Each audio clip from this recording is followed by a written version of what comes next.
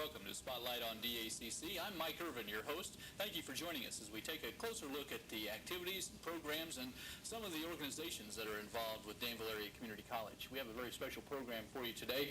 This is our opportunity to outreach to some of our students in a way that they don't get that opportunity very often. We're going to be talking with our DACC Huddle Coach for Fellowship of Christian Athletes, Laura Williams, and the East Central Illinois Director of Fellowship of Christian Athletes, Kirby Myers. Welcome.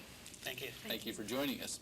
Kirby, I'm going to jump over to you right off the bat, and I want you to tell us a little bit about the Fellowship of Christian Athletes, what it is and what its mission is, and then we'll discuss it a little further. Well, a lot of people want to know what is FCA, what do you do, and I usually start with what our purpose statement is, and that is to present to athletes and coaches and all who they influence the challenge and adventure of receiving Jesus Christ as Savior and Lord, serving Him in the relationships and in the fellowship of the church.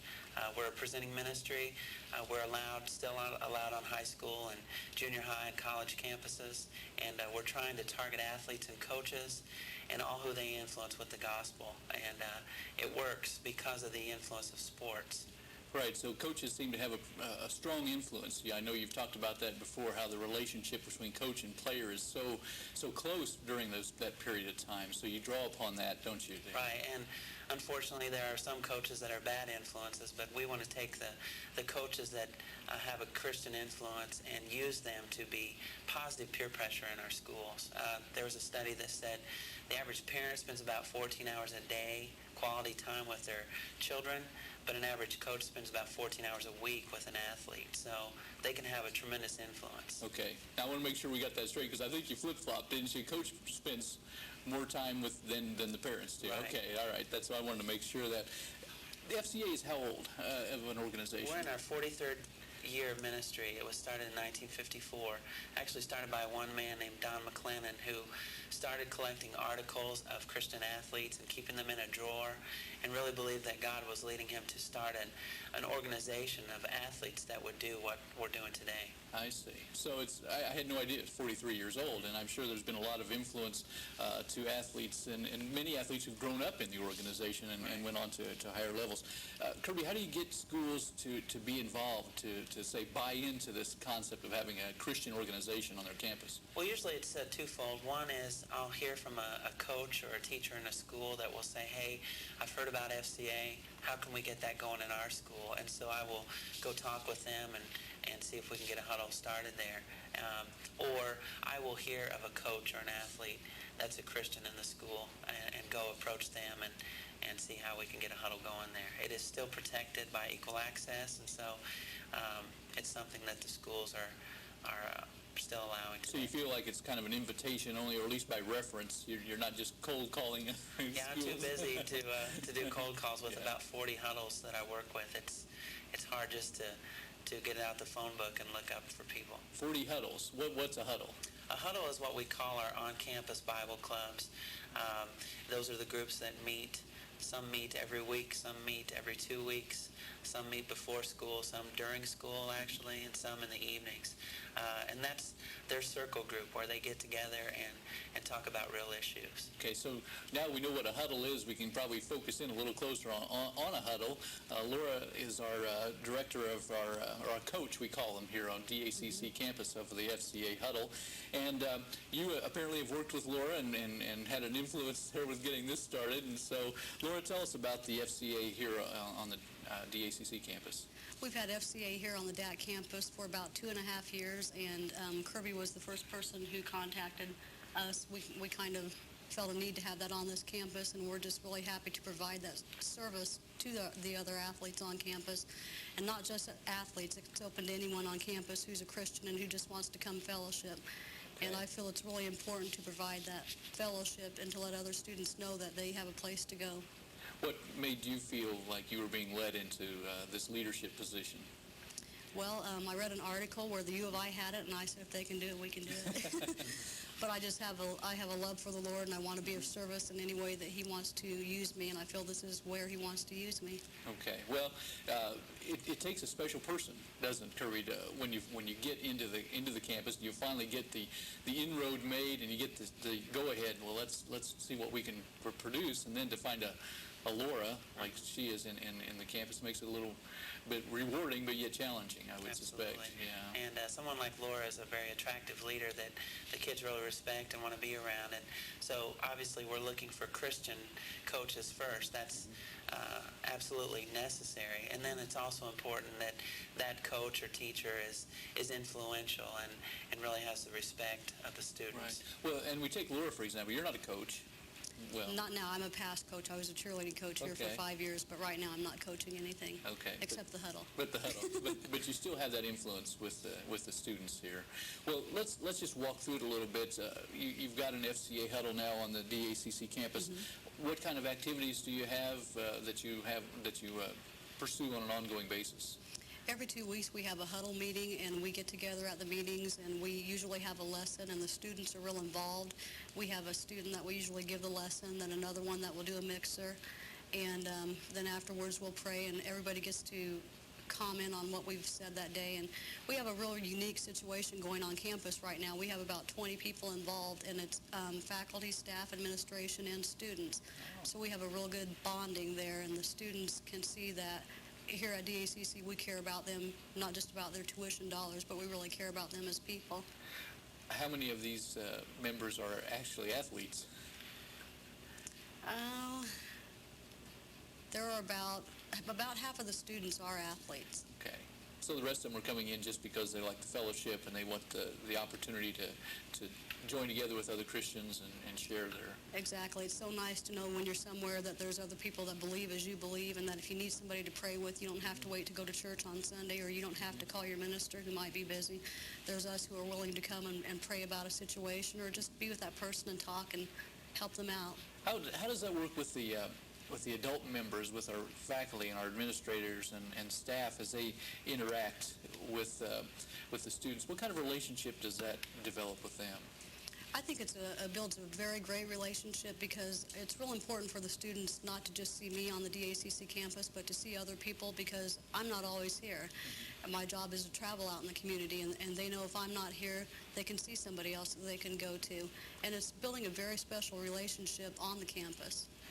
Now, so at your huddle meetings, you get together and you do have a lesson, and you let students lead this. So is this really, in essence, a student-led group? Yes, it is. For the most part, so you have officers and so on? Yes, we do have a captain and a co-captain and a secretary, and we have people in charge of refreshments, and we have some recruiters. So I try to involve every person and give them a job, because if you have a job, you're more apt to stay involved. I guess I should get used to using these athletic terms. We have coaches and assistant coach managers, I guess, right, who bring in the refreshments and so on. Yeah. But anyway, that's great that we have that on campus. And I think it's well received here. I think people really enjoy being involved with that.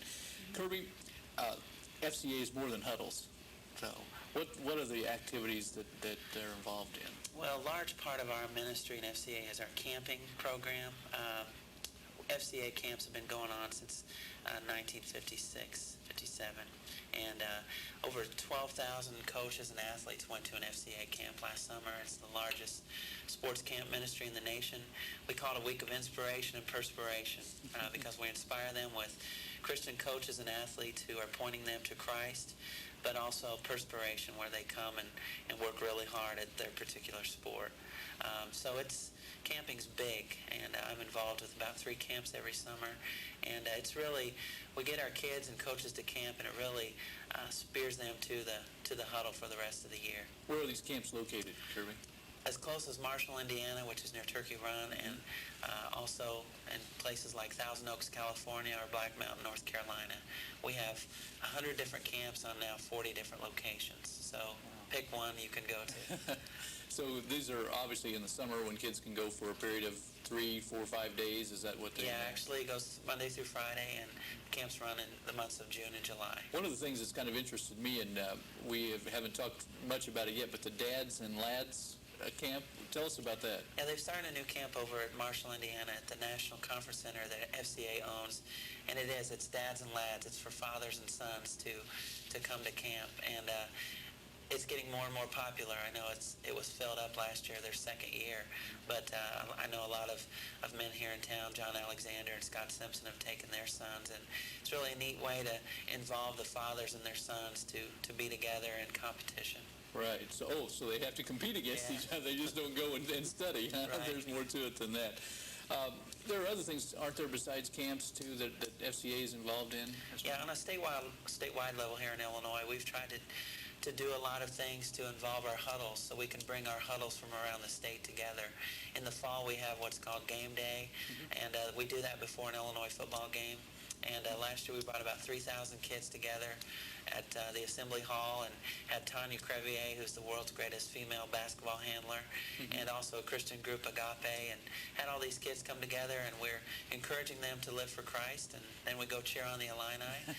And we also do that during basketball season, where they can come for a rally and then go on to a U of I basketball game. Sounds exciting. I think when you have that many kids over there, and I know when Coach Tepper was over there, he always made an effort to get over and address the crowd and share a little bit with them before a football game. He's a good role model for the students over there. But you got to do this with some kind of money. Kirby, how does all that work? Well, I do go out and raise my own support, and I learned this year that I was going to get a raise, and I don't get that excited about that because it just means I need to raise more money. But that has been a blessing to go out and do that, and I do that through home team members, people that give on a monthly basis, and but I also get that from churches and two major fundraising events. In the fall, I do a golf marathon where I recruit a bunch of guys to go out and play 100 holes of golf in one day. And then we have an upcoming luncheon that is our main, biggest fundraiser here in Danville, April 25th. We call it a friend and fundraising luncheon. And this year's speakers are Gary and Peg Quazzo. Okay. Now, this is your third year, but Gary Quazzo and Peg Quazzo, their names may not be as familiar. You've had some pretty familiar names. Yes, we had Mike Singletary 2 years ago, who was a former Chicago Bear, and last year we had Grant Taft, who was his college coach at Baylor and is now the American Football Coaches Association president. Gary Quazzo, the name may not ring a bell to the older people. It would. He played pro football for 10 years with the Vikings and Colts, but I think we're having him. His son Chip Quazzo was an All-American quarterback and was killed in a drug deal incident, and they've been going around since then sharing their story of hope, that there is hope in the person of Jesus Christ. Right. So give us some details about this event in case people are interested. Who do they call? How much does it cost? And times and so forth. Right. Well, we're going out right now and raising support from individuals and businesses and churches to underwrite our banquet so that we can invite people to come for free. It is a fundraiser, but we like to have people come for free and then hear a program and give them the opportunity to give while they're there. And if anyone would like to be a banquet sponsor or know how they could come, they could call me at 446-2739. Okay, so we got the phone number now, we got the time and the place, David S. Palmer Civic Center on the 25th of April, right? Yes, it's a luncheon. It's a luncheon. 11:45. 11:45. And for all the business people, we'll be done at 1:15. 1:15, okay. Yeah, and I think last year you held pretty true to that. I think it got done pretty fast. Now this year, though, you're inviting some additional athletes, aren't you? Some that haven't been there before? Yeah, we're trying to include several U of I athletes. We're working on that right now. I'm not real sure which ones that are going to be, but we'd like them to come along and just be products of what FCA is doing on the campus of University of Illinois. It's having a great impact on them there. Right. So your phone number once again, Kirby? 446-2739. And if a student is on the campus here, Laura, and is interested in becoming part of the FCA huddle at DACC, your phone number is what? 443-8598. little lapse of memory there. That's okay. Well, Laura Williams, our DACC huddle leader here on the campus, and Kirby Myers, our East Central Illinois Director of the Fellowship of Christian Athletes. So thank you for coming and sharing with us about this great organization and the work that it's doing, not only on this campus and not only on the high schools in the area, but also throughout the whole country. And I would suspect we're going to look at international one of these days. It wouldn't surprise me that that'll be a big possibility. Well, we're looking forward to your event. Hopefully it'll be another great success as the others have been as well. So you're tuned in to Spotlight on DACC. I'm Mike Irvin, your host. Glad to have you with us.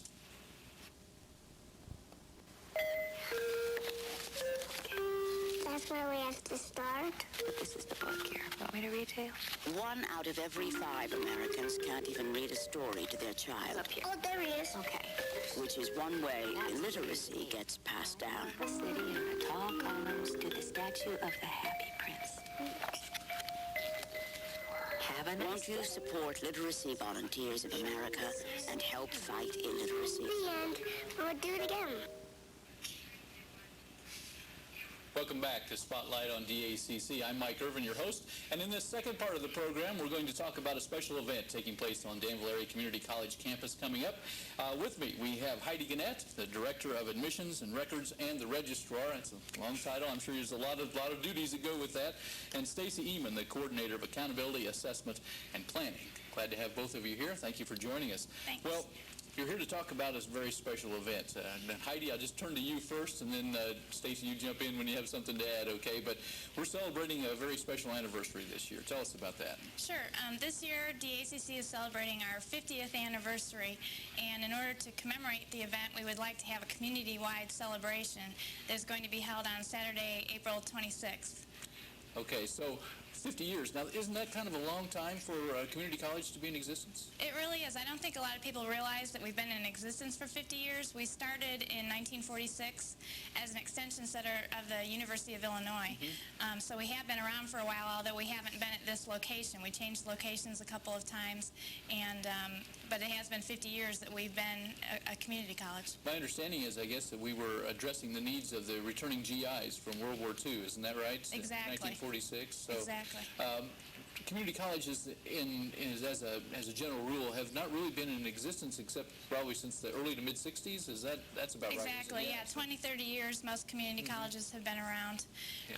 And we moved to, this location and probably established ourselves a little more as a community college in the 60s. Okay, so we're going to talk a little bit about that anniversary event. And Stacy, you got something to do with this, I'm sure. You've been on this committee, I think, and this has been going on for several months now, the planning for this anniversary event and the golden anniversary of DACC. Give us a brief idea of what's going on here to celebrate this special anniversary. Well, as Heidi said, we have a day of activities planned, which will start around 4 o'clock, and we hope to start with a groundbreaking ceremony of our new building, which will be the Lincoln Hall behind Building 7, or the administration building here on the quad. And from there, we will have a day of entertainment from our local high schools, which includes DHS Jazz Band and the DHS Winter Drumline, as well as the Danville Area Youth Symphony. And after that, we have a real big crowd pleaser. Captain Rat and the Blind Rivets are coming in, playing out here at 5:30.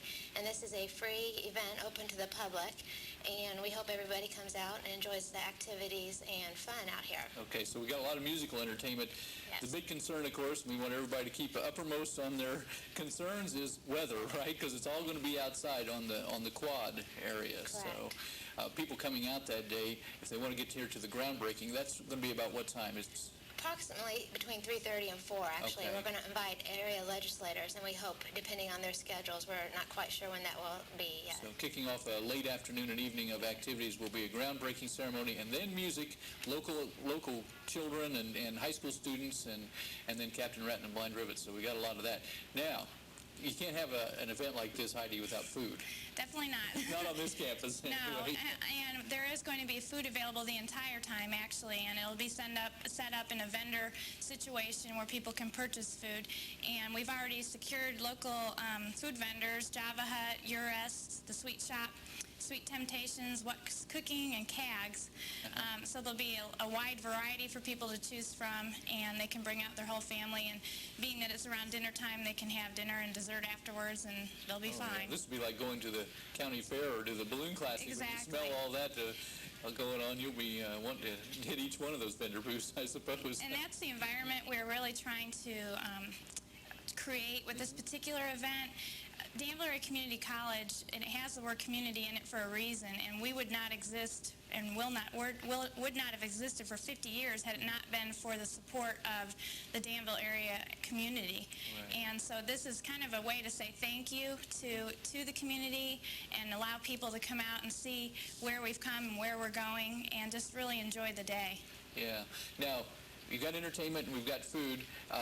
Stacy, there's some other activities planned, aren't there, during the day? Right. Throughout the day, we to start off at 2:30, we're going to have a DACC and local authors reception, like Dr. Jan Cornelius and Carl Davis and Marilyn Satterwhite and Ruth Koenig are some area authors that we're going to recognize here. We're also going to have a display-only car show, which people around the area can bring their cars, old, new, just to have a nice display out in the back parking lot here. And we're also going to have a memorabilia display in the College Center, and that's going to be over the 50 years of learning. For example, the business division is going to have instruments or machines that the people used, or the students used 40 or 50 years ago, and compared to the computers of today. So it should be pretty interesting. It sounds like it. So we're going to have displays. Are those going to be inside or outside? The displays are going to be inside, as well as the reception. Okay. And then we also have the grand finale, which will be the fireworks after Captain Rat, so at dusk. At dusk, okay. Yes. So we're really going to have a day of activities. Sounds like it could be a lot of fun. Now, the public is invited, right? Anybody can come anytime during that period if they want to come out just for the early part or just for the fireworks or whatever. So they can come to the campus anytime after that and participate. Now, if they need to call and get more information, who would they call? Heidi, they call you?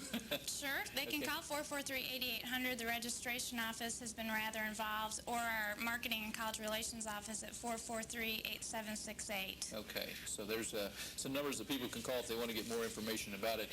Now, 50 years is in one college. That is a long time, and we've talked in other programs about changes and so forth and numbers of students, and Stacy, you work with numbers of students all the time.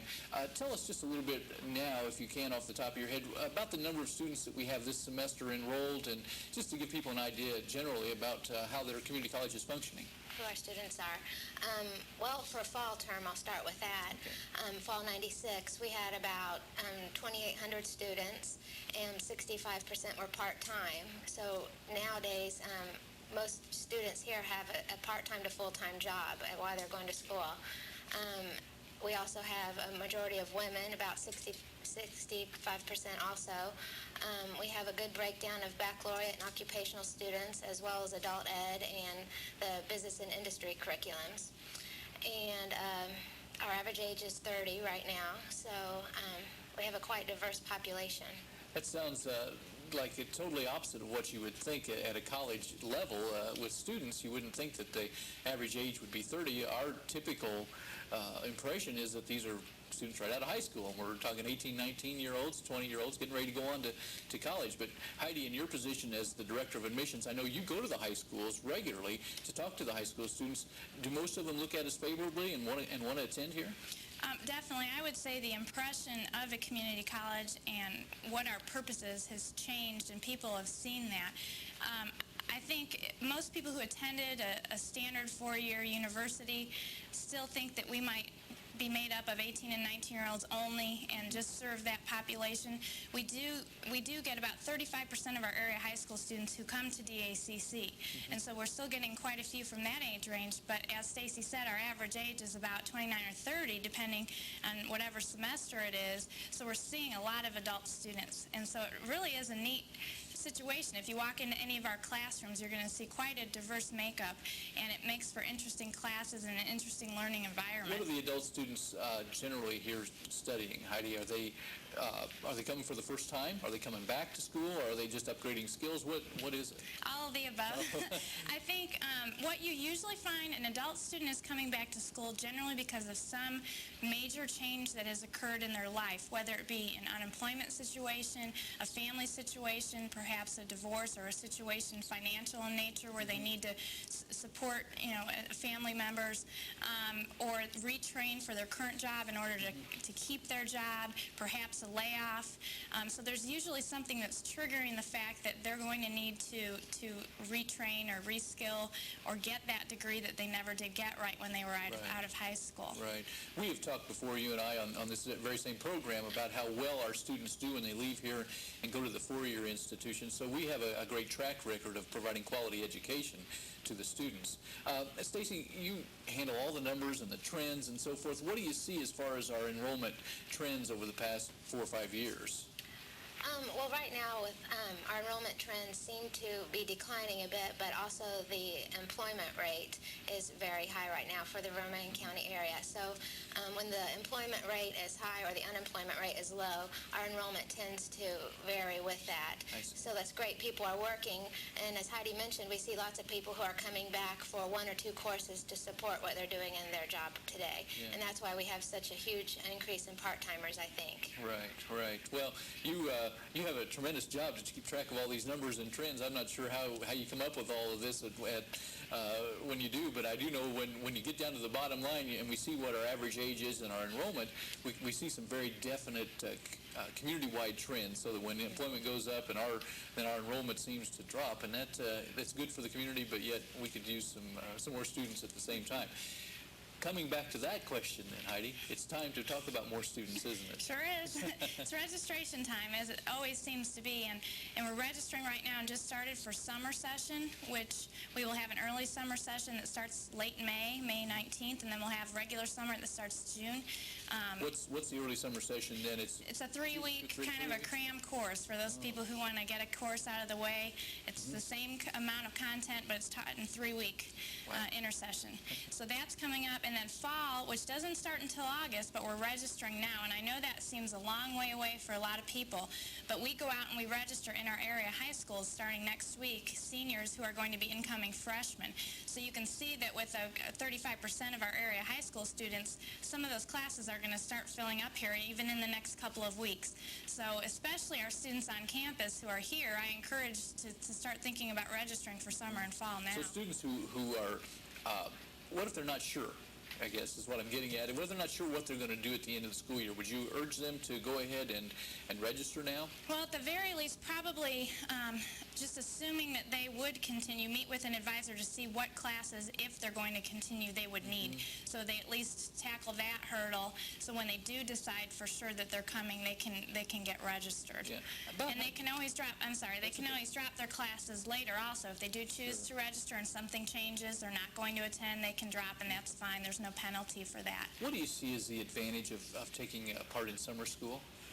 Well, I get different opinions on summer school, but what I've seen more than anything, as we mentioned, a lot of our students are part-time because they're working, and you can't really handle being a full-time student and a full-time employee and find time to sleep. And so in order to try to complete a program in a timely manner, we'll see students taking those summer classes so they don't have to have a heavy load during the regular semester, and they can still finish in a timely manner. Do some of our students go away to college and come back here in the summer? Definitely. We've already had the calls from students who are at four-year universities. You know, any school now, including DACC, if you change your major, you have to take a whole different set of courses, and that happens at the universities also. So instead of students trying to stay at a university for 5 years or 6 years, they'll try to take some summer courses and get those out of the way as well. Okay, so registration now is in effect for the intersession time, the 3-week period, the summer session, and for fall. How do you keep up with all this? Sometimes I don't. But we're more than willing to help. The summer in particular, you can easily do by phone. Just call 443-8800 again, and we can get you registered. You probably, if you're going to be a full-time student, especially for fall, want to see an advisor or a counselor and get signed up that way to make sure you're in the right coursework. That's the proper process then? I mean, if you're going to go through the right steps or channels, you would make the call and then see an advisor? Yes. There's a placement test of some kind, right? Right. For new students, we recommend an entire process called a new student orientation that includes our testing that we require, an orientation to the college, and then they meet with a counselor and actually register that day. So we recommend that you do that just so you get everything at once. Yeah. So we're in the process of bringing in all the new students we hope for the next semesters here at the college. So if people want to get registered, they call, what's the number again?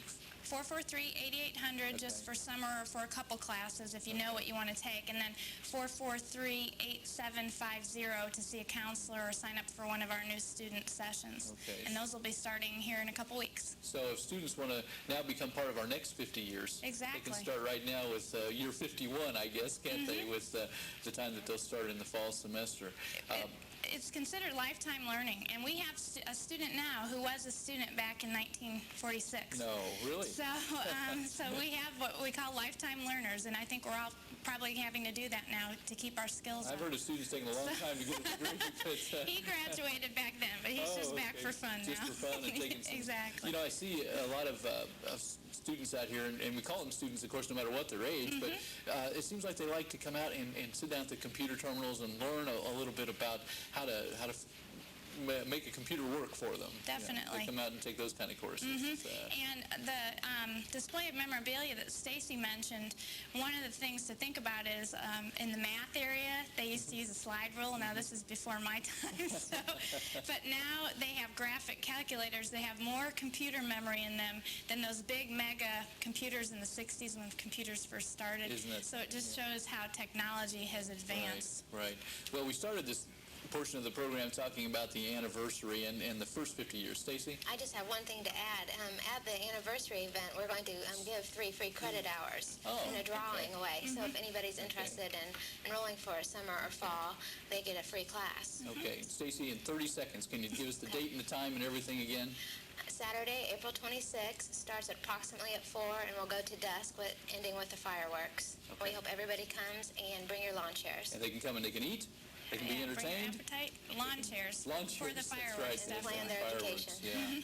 Well, Heidi Gnadt, I got to look at this again, Director of Admissions and Records and the Registrar, and Stacy Ehmen, Coordinator of Accountability, Assessment, Planning, Numbers, I guess, is what it amounts to. I appreciate you being here and sharing with us not only about the anniversary, but about registration. If students are interested, let's have them call and get things going. Well, I'm Mike Irvin, your host for Spotlight on DACC. Thank you for joining us. We invite you back as we take a closer look at the programs and activities at your Danville area community college.